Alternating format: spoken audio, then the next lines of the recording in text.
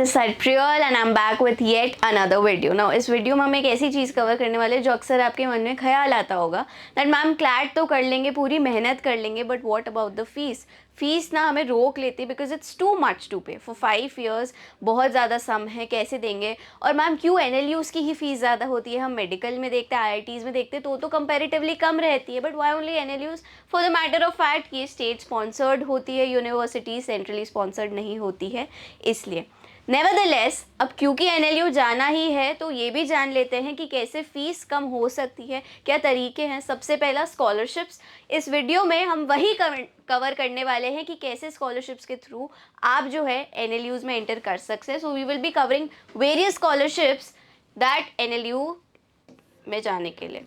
Now to begin with सबसे पहले आ जाता है सेंट्रली स्पॉन्सर्ड स्कॉलरशिप, जो कि सेंट्रल गवर्नमेंट जो है वो खुद देती है। अब इन्होंने कैटेगराइज्ड कर दिया है, जैसे कि SC कैटेगरी के लिए है, ST कैटेगरी के लिए है। एंड टू बिगिन विथ सबसे पहले आ जाते हैं हम top class education scheme for SC students. Central government जो है अपनी टॉप क्लास एजुकेशन स्कीम के तहत SC स्टूडेंट्स को जो है स्कॉलरशिप प्रोवाइड करती है। ना क्या है स्कॉलरशिप? ₹8 लाख पर एनम, यानी कि आपकी फैमिली की इनकम 8 लाख से कम है तो आप इसके लिए एलिजिबल है। 8 लाख से कम सालाना, ऑल राइट, सारी चीज़ें मिला के, सारे सोर्सेज मिला के भी आप 8 लाख से कम आपकी फैमिली अर्न कर रही है, so you are eligible for that. और हर NLU के लिए जो है एक फिक्स नंबर ऑफ स्लॉट्स है, राइट, वो हम लेटर ऑन कवर करेंगे। उससे पहले फंडिंग पैटर्न समझ लेते हैं कि स्कॉलरशिप मिलने के बाद क्या। पूरी ट्यूशन फीस और नॉन रिफंडेबल चार्जेस इसके अंडर कवर्ड है। सेकंड, आपको अलाउंस क्या मिलता है? 86,000 मिलता है फर्स्ट ईयर में, ओके। जो पहला साल है उसमें आपको 86,000 मिलता है एंड ₹41,000 एवरी ईयर। तो पहले साल 86 एंड देन एवरी ईयर 41,000। तो अकेडमिक अलाउंस में this can be for your other books, it can be for your electronic items like that. Number of slots, अब इसमें ना टोटल 78 होते हैं, out of which 69 are for NLUs and the remaining are for private universities. ये भी हम cover करेंगे। So remaining जो 9 स्लॉट्स है they are for private universities. तो कौन से है वो NLUs, ये आपकी स्क्रीन पे रहे। और ये इन्होंने बहुत ही अच्छे से मेंशन कर रखा है कि जैसे बैंगलोर है अवेलेबल स्लॉट्स 4 है, भोपाल है 4 है, Hyderabad 4, Jaipur 4, so on and so fourth. Till यहाँ पे सारे NLUs लॉ कॉलेजेस आ गए हैं, जितने भी गवर्नमेंट लॉ स्कूल्स हैं as well as NLUs। All right, private law schools की अगर बात की जाए तो प्राइवेट लॉ स्कूल सिर्फ और सिर्फ 3 है, और वो है ILS लॉ कॉलेज 4, सिम्बायसिस 4 और OP जिंदल सोनीपत में जो है उधर है 6, ओनली 1। ऑल राइट, सो ये टोटल आ जाती है 9 for private law colleges and a total of 78। All right, so this was the scheme for SC students. It is the top class education scheme for SC students. Moving ahead, आ जाते हम scheduled tribes पे। उनके लिए भी scheme है, same scheme है, top class education. उसके लिए एलिजिबिलिटी क्या है? वो है income of ₹2 lakhs per annum, उससे कम या उतनी हो तो। Now it will be determined if the student fails to pass the final examination of each year और एनी टर्म। अब ये टर्मिनेट कर दी जाएगी अगर आप फेल हो जाते हैं या पास नहीं कर पाते। ये एक क्राइटेरिया है only for SC students. Ensure की स्कॉलरशिप मिलने के बाद ऐसा नहीं है पढ़ाई वढ़ाई छोड़ दे, पढ़नी है पूरी। फंडिंग पैटर्न क्या है? पूरी tuition fee, non refundable dues सब कवर है। आपको हर महीना 2200 रुपीज़ मिलेंगे for your living expenses. All right, 3000 per annum for books and stationery, और एक वन टाइम ग्रांट मिल रही है 45,000 for a computer. Now SC ST वाले स्टूडेंट्स के लिए इन्होंने काफ़ी स्पेसिफाई कर दिया कहाँ जा रहा है, जबकि हम SC में देखेंगे तो उन्होंने क्लियर कर लिया कि पहले साल आपको इतना अमाउंट मिल रहा है, जबकि इन्होंने अकेडमिक अलाउंस में, लेकिन इन्होंने फर्दर बाइफोकेट कर दिया है। नंबर ऑफ स्लॉट्स की बात की जाए 67 ये देते हैं। And under the scheme of law program जो LLB, LLM, LLD, out of which 60 scholarships are offered to NLUs और remaining again goes to ILS Pune and Symbiosis। तो ये रहे number of scholarships। Again Bangalore, Bhopal, Hyderabad 555 and government law colleges, other law institutes Pune आ जाता है, Symbiosis आ जाता है। तो इसमें ILS लॉ स्कूल जो पुणे में है उधर 2 है और सिम्बायसिस लॉ कॉलेज में 5 है। Alright, so this was about schedule caste, schedule tribe categories. Moving ahead हम चलते हैं दूसरी स्कॉलरशिप्स पे। कौन सी कॉमन? देखो, एक तो सेंट्रल सेक्टर स्कीम जो हमने ऊपर कवर की। फिर आती है NEC मेरिट स्कॉलरशिप जो होती है नॉर्थ ईस्टर्न स्टूडेंट्स के लिए, ओके, जो नॉर्थ ईस्ट के स्टूडेंट्स हैं स्पेसिफिकली उन लोगों के लिए स्कॉलरशिप होती है वो। और थर्ड आ जाती है scholarships offered by state governments. इसके लिए आप एक पोर्टल है, साइट है, आप उस पर जाके ईजिली आपका जो भी पर्टिकुलर स्टेट है उधर से जाके एक्सेस कर सकता है, ईजिली अवेलेबल है।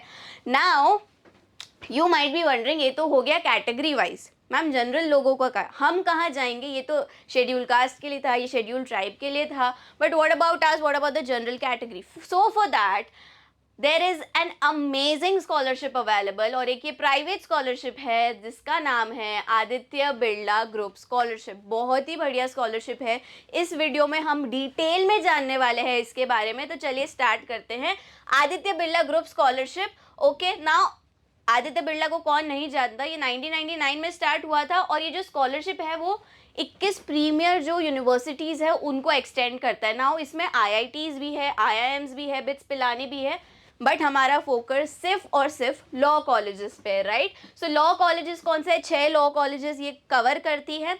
अब इसमें ये ग्रांट कितना देती है? ये देती है स्कॉलरशिप ये देती है 1.80, यानी कि 1,80,000 का ये देती है सालाना। मूविंग अहेड, कौन से वो लॉ कॉलेजेस हैं?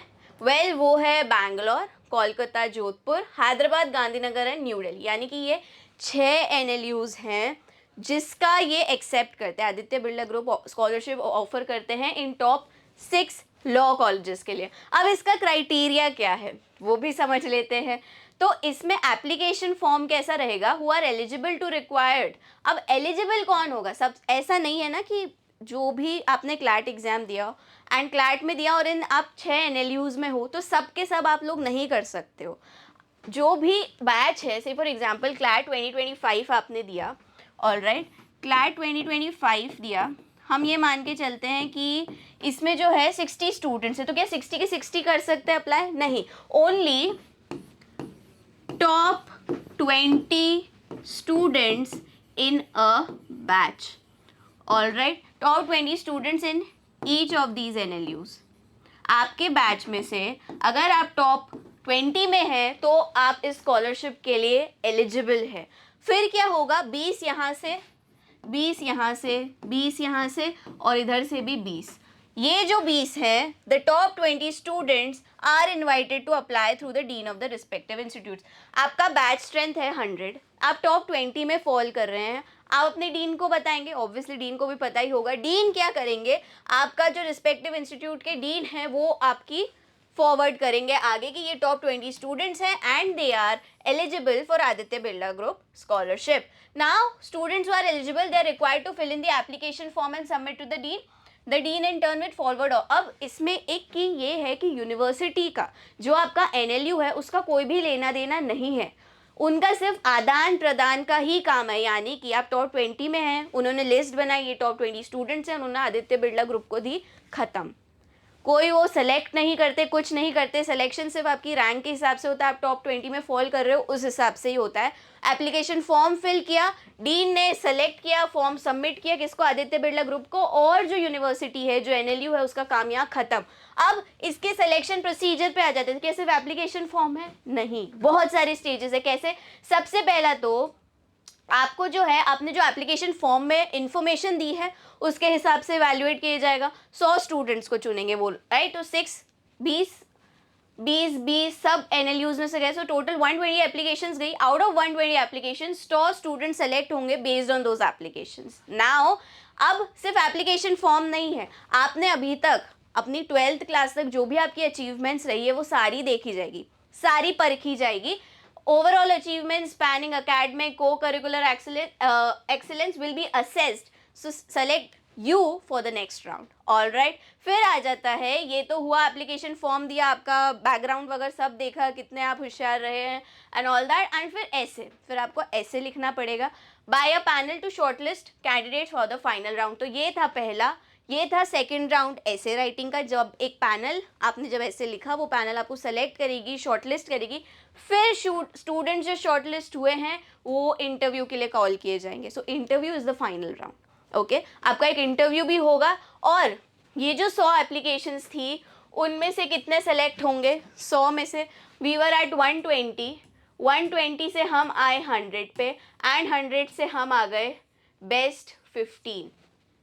थोड़ा सा ट्रिकी है, काफ़ी टेक्निकल है, but it's all worth it, it's all worth it. And ये जो स्कॉलरशिप अगर आपको मिल जाती है ना, आदित्य बिरला स्कॉलरशिप, तो ये आपकी फ़ीस और ये फाइनेंशियली तो आपको हेल्प करती ही करती है, इन फ्यूचर भी आपको हेल्प करती है जब आप इंटरव्यूज़ देने जाते हो and they get to know कि you are a Aditya Birla scholar.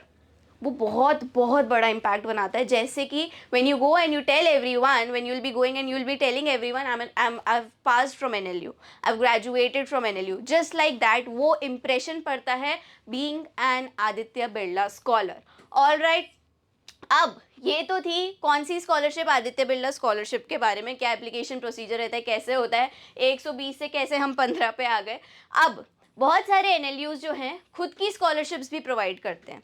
Alright, जैसे बैंगलोर है तो वो ये अजय हलदार देते हैं, प्रकाश मानिक देते हैं। NLU Delhi need cum merit, मतलब आप नीडी भी हैं but at the same time आप मेरिटोरियस भी है। दूसरा आ जाता है फी वेवर, यानी कि आपकी फ़ी को वेव कर दिया। वेव का मतलब कम कर दिया या पूरा ही कम कर दिया, पार्शियली किया या फुली किया, दैट डिपेंड्स, बट ये भी रहता है। हैदराबाद का होता है मीन्स बेस्ड स्कॉलरशिप, यानी कि again you are very needy, you need scholarship, and means cum merit based, you are needy as well as you are a meritorious students, यानी कि आप फाइनेंशियली स्ट्रॉन्ग नहीं हैं और साथ ही साथ आप फाइनेंशियली मेंटली बहुत अच्छा करते हैं, यानी कि अगर मेरिटोरियस स्टूडेंट तो भी स्कॉलरशिप मिलती है। राइट, इफ़ यू वांट, हम एक हर एक NLU पे डिटेल्ड जा सकते हैं स्कॉलरशिप के लिए, so do let me know in the comments. फिर आ जाता है financial aid. Now financial aid apart from scholarships basically again fee waiver ही होती है, ग्रांट्स मिलते हैं, स्टाइपेंड्स मिलते हैं ताकि जो लिविंग एक्सपेंसेस है वो चल सके।